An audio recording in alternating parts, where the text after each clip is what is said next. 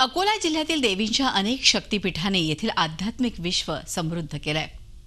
पणस गावानं आणखीन एक आध्यात्मिक वेगळेपण जपलेलं आहे आणि ते म्हणजे या गावात असलेलं महालक्ष्मी अर्थातच गौरीचं मंदिर।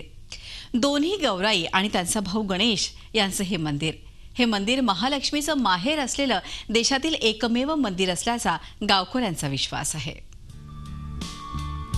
तुम्ही अकोल्याकडून अकोट मार्गे अंजनगाव सुर्जीला निघाले की अकोटपासून 9 किलोमीटरवर तुम्हाला पणस हे गाव लागेल। पणस गावाला आध्यात्मिक वारसा आणि ओळख दिलीये गावातल्या 300 वर्षांपेक्षा अधिक पुरातन असणाऱ्या महालक्ष्मी मंदिरानं। गावाबाहेर वडाळी रोडवर बोर्डी नदीच्या तीरावर हे मंदिर वसले। या मंदिराची आख्यायिका अतिशय वैविध्यपूर्ण आहे।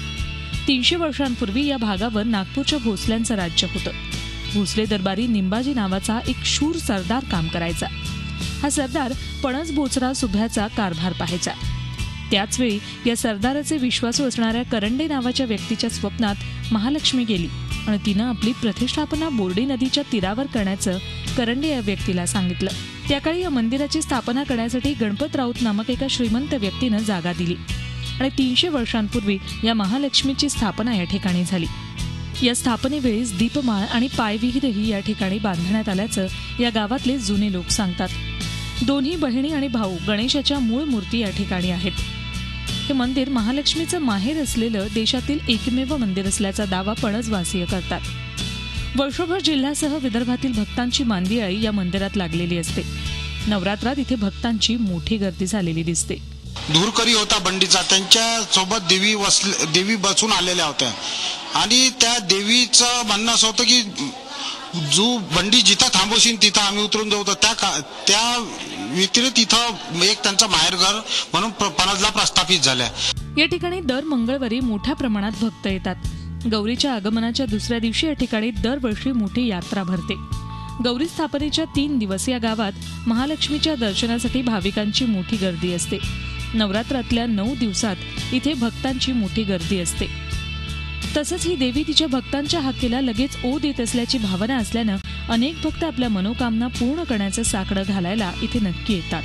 मला खूप अशी इच्छा होती की एकदा तरी यायचं, दर्शन घ्यायचं, पण देवीचं जेव्हा बोलावणं येईल तेव्हा आणि आज तो योग आला माझ्या नशिबात। इथे येऊन दर्शन घ्यायला मला खूप छान वाटलं।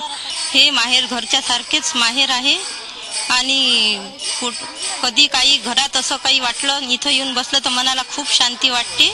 1980 साली या मंदिराचा जीर्णोद्धार करण्यात आला, तर 1985 मध्ये देवीच्या मूर्तीची नव्यानं मूळ मूर्तीच्या ठिकाणी प्रतिष्ठापना करण्यात आली।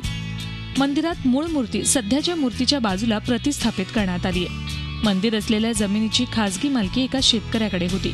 2006 मध्ये गावातील देवीच्या 5 भक्तांनी ही जमीन संयुक्तपणे विकत घेऊन ती मंदिरासाठी दान केली आहे। आता मंदिर समिती अस्तित्वात येण्याची प्रक्रिया सुरू होणार आहे।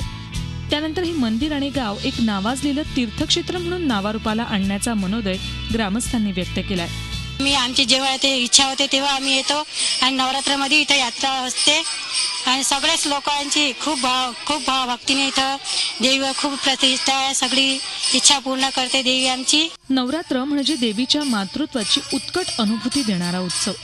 आदिशक्तीची विविध रूपं कधी आपण दुर्गा, काली, चंडी, महालक्ष्मी तर महिषासुरमर्दिनी अशा स्वरूपात पाहत असतो। याच भक्ती आणि उत्कटतेचं रूप म्हणजे पणसगावची माहेर वाशिण महालक्ष्मी। मग येणार ना पणसगावला महालक्ष्मी देवीच्या दर्शनाला? अकोल्याहून जयेश दगडसह bureau report, Zee media, Mumbai.